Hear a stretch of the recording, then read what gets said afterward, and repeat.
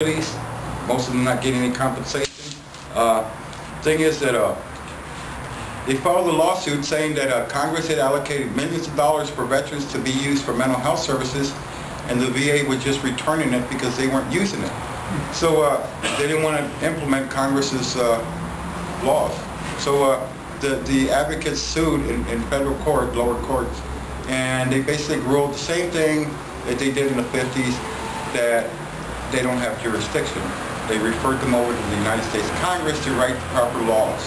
So they're basically unaccountable. The last thing that they did was they created the Court of Veterans Appeals, because they had egregious cases where people were, it was terrible what they had done to some veterans. And they said, well, we better create a Court of Veterans Appeals, another court. That's totally useless. The thing is that the Veterans Administration was started back in 1914 as a result of World War I. Veterans came back from the war with missing limbs and all kinds of injuries, and the United States government had reneged on all its promises to compensate and take care of them after the war. And they were demonstrating in front of the White House, and a young officer named Douglas MacArthur, they sent him out to control the crowd. Well, the guy brought a machine gun and gunned down 100 veterans in front of the White House, and the public outrage created the Veterans Administration.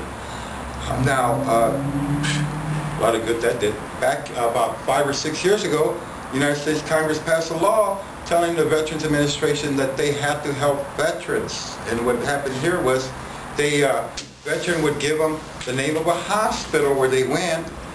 The VA hospital wouldn't hire somebody to go look up the address to get the records from that hospital.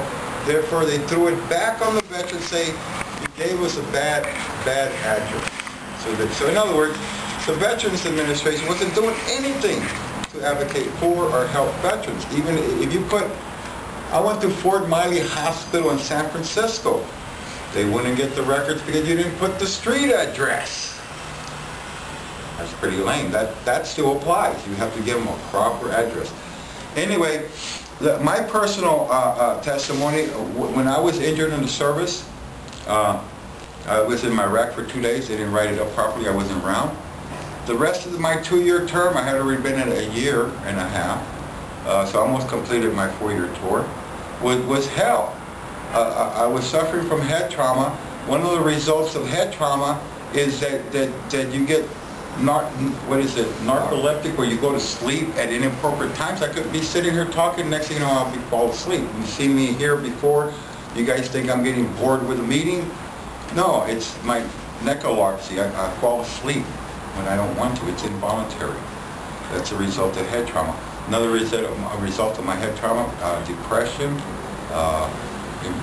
impaired vision, headaches, impaired memory. So all this is going on. Meanwhile, in the Navy, they're writing me up for sleeping late, sleeping at inappropriate times. They call it personality problems, which is, when your back is in chronic pain and everything, you snap easily. You have a short fuse. Well, anyway, the thing is, they kept writing me up. They threw me in a brig for 3 days, bread and water. I only stayed 2 days because they were concerned about my health. I stopped eating. I didn't want to eat, the bread or whatever. Anyway, the thing is that they were treating my disability by imprisoning me, throwing me in the brig. That didn't work. What they ended up doing was discharging me, telling me I was not suitable for military service. But anyway, I'm still here 30 years later, thousands of veterans from Iraq taking head traumas, and now they pass a law they're going to pay for head trauma. So hey, I should have gotten mine 30 years ago, so I put in for mine now. Let's see what they do. Well, what they did so far was I sent a request in to compensate me for my head trauma from 30 years ago. I got a reply about 6 weeks later saying, Gilbert, don't worry, we're working on your back problem. God, the simplest things, it's very frustrating because then I have to resubmit. Anyway, so now I'm going to see what happens there. But people have to remember that you don't choose to become disabled. You don't wake up one day and say, hey, I'm going to go get myself in an accident and I'm going to be permanently disabled for the rest of my life. Okay? So, and not all disabled people are alcoholics. I don't drink. Not all disabled people with psychiatric problems have relationship problems. I was married, well, I'm divorced now after 6 years. That's the average. I have 2 kids. Not all disabled people, mental patients, psychiatric patients are dumb. They discriminated against me. Psychiatrists, doctors would say, oh, you're too smart to have a psychiatric problem. Wow, that's ridiculous, because Beethoven was schizophrenic, he was a composer, and the guy was a genius. I guess maybe he wasn't too disabled if he was too smart. This is the ignorance of the masses. Now, every disability has its own problems that people need to get around. And the American Disabilities Act allows for that, changing the rules, laws, and things to accommodate people with disabilities. So if you see somebody and they may be acting unusual, but they may not have any control over it. It may be a symptom of their illness, whether it's psychiatric, physical, or whatever. So let's try to cut them some slack, because we're actually all not that well.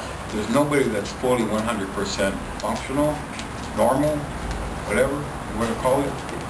So, as a matter of fact, it reminds me of a story of the psychiatrists. They meet every year, and they have a little thingy going on at their convention, and they get together and they decide what mental illness is. But 10 years ago, they decided homosexuality was a mental illness. Sounds like politics to me. And what's so outrageous about it is they get together in a conference room and they lock them in, and the psychiatrists can't come out until they decide what's going to go into the next DMS 6, 7, or 8, or whatever. And it's like electing a pope. You know, the white smoke comes out. They lock them in until they decide. So it is politics. Psychiatry is politics. All right, thank you. And is there anything else? Habemus Papam.